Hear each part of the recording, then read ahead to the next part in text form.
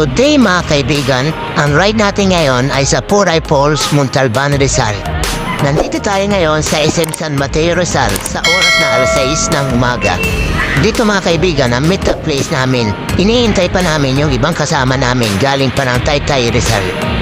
Ilang minuto lang mga kaibigan at dumating na rin sila. Nag-ride out na rin kami mga kaibigan. Mula dito sa San Mateo, Rizal, nasa 23 km lang yan, papuntang Puray Falls. Madadaanan mo dito mga kaibigan ang City Hall ng San Mateo, Rizal. Sa parting kaliwa ko mga kaibigan, dyan yung simbahan ng Catholic Church. Dire-diretso lang kami mga kaibigan hanggang maabot namin ang Arko ng Montalban, Rizal. Sa parting dito mga kaibigan ay medyo malubak at laging basa ang karsada dito. Kapag direct kayo mga kaibigan papuntang Wawa Dam yan, dito lang kami sa may bandang kaliwa sa may Pure Gold San Rafael. Konting pahinga lang kami dito mga kaibigan at nag-ride out na rin kami. Madadaan namin dito ang barangay San Isidro. Halos patag lang ang daanan dito mga kaibigan. Ang naghihintay sa aming ahon ay pating barangay Mascap.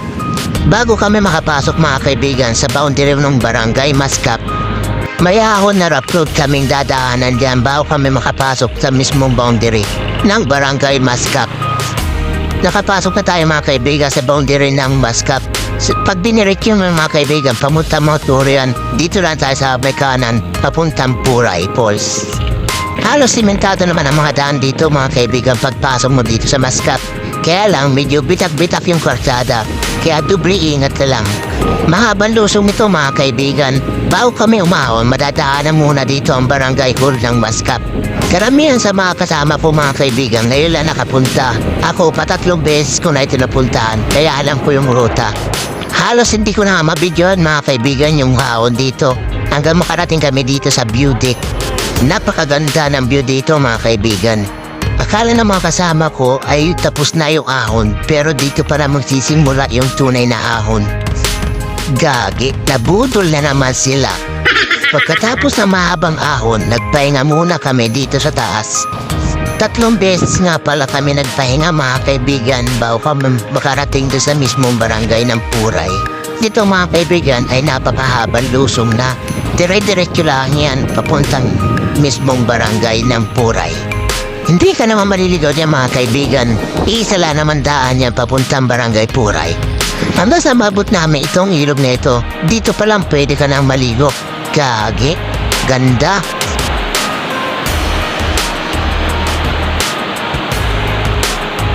Pinarking muna namin mga kaibigan yung aming mga bike.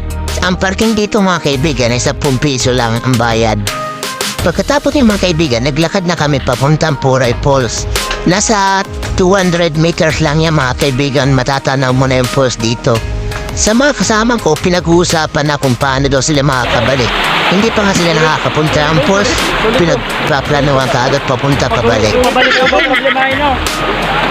Kaya Sam, mabalik na po problemahin. Hindi ako mag-isipin may na-enjoy kayo dito eh. Mamaya na nga isipin pa. Ito yung ilog sa amin dati. Yung wala pa ng bundok dun. Yung nagbo-bulldozer. Dati mga kaibigan, pahirap pa papuntang falls. Dati wala pa masyadong daan dito. Doon pa kami sa taas dumadaan kaya mahirap pumunta sa falls. Kapag narating itong tindahan na ito, dito na kayo magbabayad ng entrance na nagkakahalaga ng 5 piso. Paglabas niya sa tindahan, matatanaw nyo na yung falls. Malamig. Sabi ng may tindahan mga kaibigan, maganda daw ang falls ngayon, malakas ang tubig at malinaw ang tubig. Kaya tempo kami ngayon. Kaya ganda pa ng panahon mga kaibigan. Dati mga kaibigan, walang daanan dito sa may partigilog na ito. Doon pa sa taas kami dumadaan. Ngayon, pinaghandaan talaga ng may-ari para makilala talaga ang Puray Falls. At ito na ang bubungad ang tinatawag nilang Puray Falls.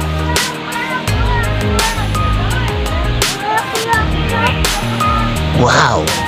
Ang linaw ng tubig, grabe!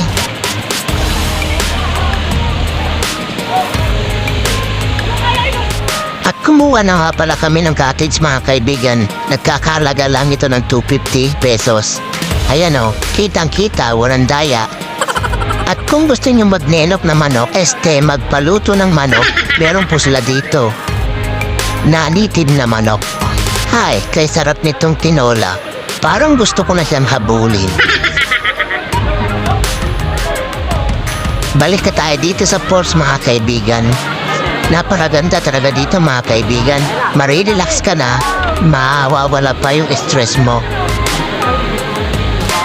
Sa mga kapwa ko siklista o nature lover o kaya sa mahilig mag-travel, huwag natin kalimutan magdasal bago umalis ng bahay. Hanggang sa muli mga kaibigan. Maraming salamat sa inyong panonood. Ganon din sa mga kasama ko dito, pagpalain tayo at maging malakas habang buhay.